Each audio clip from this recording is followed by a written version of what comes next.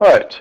In class, we looked at changing fractions to decimals to percents and back and forth, and how to convert between one form of a number and another.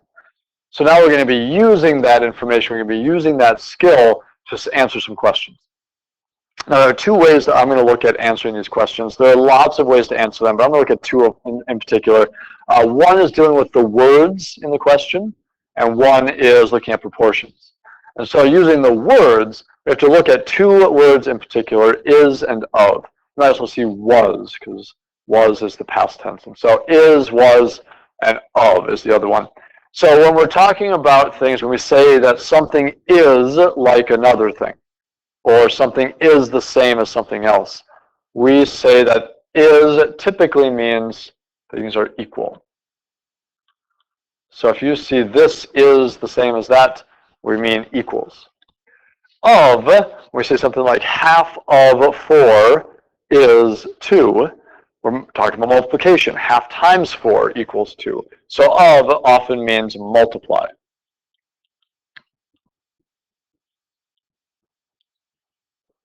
So of multiplication is equals. And that's just typically what we're looking at. Now, in our problems, that's what you're going to see.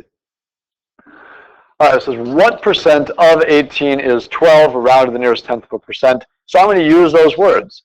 It says, what percent? I don't know, so I'm going to put x.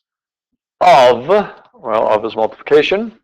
18 is 18, is equals 12. 12. Now that I've converted it into an equation, I can solve that equation for the missing percent. Divide both sides by 18 to get x all by itself. Now I get that x equals 0.6666, repeating. It keeps on going. Now that is not a percent.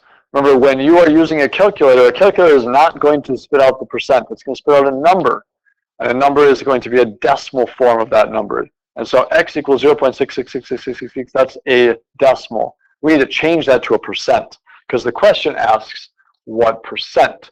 So to change a decimal to a percent, I go to the right, and I get 66.6 repeating percent, but it does say round to the nearest tenth, so 66.7. I'm trying to write a 7 here. That's supposed to be a 7%. There we go. So that, believe it or not, says 66.7%. What percent of 14 is 56? So if I do another one of these, there we go, a little bit better with the battery, there we go. If I look at another one of these, again it says what percent? I don't know, so n maybe, of times 14,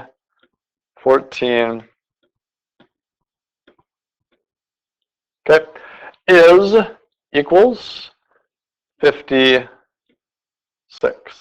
So now that I have the equation written, I can solve the equation for n. Opposite of times is to divide, so I use that inverse operation to get the variable all by itself. Divide both sides by 14, and when I do that, I end up with n equals 4. Now it's not 4%. If I'm going from 14 to 56, I start the week off at $14 and I end the week with $56, I don't have 4% of what I started with. 4% is a very small amount. It would be getting less. So 4 is a decimal. It's 4.0. If I go to the right, that's 400%. So the correct answer is not 4%, but 400%. I've increased a lot. I went from having $14, 200% would be $28. 400% is going to be $56.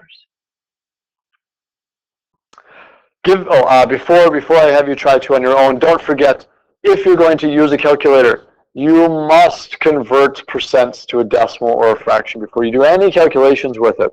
And vice versa. When you're using a calculator, your calculator will not give you a percent. It will give you a decimal answer. And so you need to change that decimal to a percent by multiplying by 100 and moving that decimal to the right, Give these two a try on your own, see what you get. I'm assuming you tried it. Again, if you did not try, don't just wait for me to give you the answer. Give this a try. Do it on your own. If you get it wrong, fix your mistakes. Don't just follow along.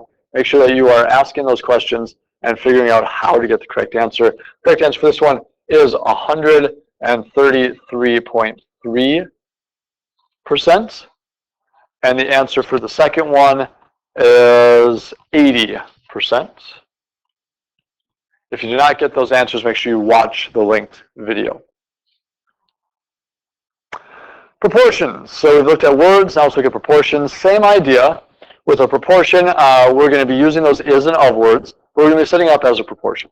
And so this is the general form of our proportion. Percents are out of 100. That's just what percents are. Percents are out of 100. So percent over 100 equals is over of. I'll show you how that works in a little bit. Another way to look at it is percents are out of 100 and part is out of the whole thing. If you think about 100% as being all of it, so 100% is all of it. That's everything. That's the whole thing. And so we're matching, just like when we were doing the height to height, shadow to shadow. The percent is part of the whole. If I have, 25% of my body is an arm, that's not quite true, but 25% of my body is the arm. The arm is the part, and the whole would be the whole body. Percent would be 25, and 100 would be the whole thing. So that'd be 100% would be the whole body. So percent out of 100, part out of whole, and percent out of 100 is over of, are two ways that we can set up a proportion. So let's look at how that's set up. This should look like a very familiar question. When we set this up as a proportion, I've got what percent? I don't know. So percents are out of 100. That's a P. You can use any letter you want. Equals is 12 of 18. So the formula was is over of. So I'm going to do 12 over 18. If I cross multiply and divide here, so I go that way and that way, I get 12 times 100 is 1200. 18 times P is 18P. And if I look back here at the very first question that I did, there it is, x times 18 equals 12. And then I had to move the decimal over 2, which is like multiplying times 100. Going back here, I've got 18 times P, 18 times my variable, equals 12 times 100. So almost exactly like we did with the words. Divide by 18, divide by 18. Now, since we've already changed our percent to a fraction here, we don't have to worry about changing anything in the end. We just end up with our final answer of 66.6 repeating, which ends up being 66.7%. So the nice thing about the word problem, that we're using the words, is it's a little bit less work. You just write it down and divide. But you have to remember to change your decimals to percents. If you're using a proportion, you're already changing that percent to a fraction. So that change has already happened when you write out the proportion. You just have to cross multiply and divide to get that final answer, and you don't have to worry about changing it once you're done. You just get the answer out of your calculator, 66.7. Let's look at how that works with the next one. Again, it should look very familiar. There we go. What percent of 14 is 56? We know the answer, but let's set it up as a proportion just to practice. What percent? We don't know. Percents are always out of 100. Equals is 56 of 14. So is over of. If I cross multiply and divide, again, I've already changed my percent to a fraction, so I don't have to worry about changing anything later on. 5600 equals 14x. And if I divide both sides by 14, I end up with 400. So 400% gives me my answer, which is exactly what we got before. So, that being said, I know you already know the answers to the next two questions. because we already did them. Practice the proportion. Try it. On the test, you'll be asked to do at least one as a proportion and at least one as an equation. The rest of them, you'll have your choice, but you need to be able to do both. So try these two as a proportion. Make sure that you can do it. Since you already know the answer, I'm just going to assume you set up the proportion. If you didn't get the correct answer, remember the correct answer should have been 133.3 repeating percent, which if we're rounding to the nearest tenth is just 133.3. And the second one was 80%.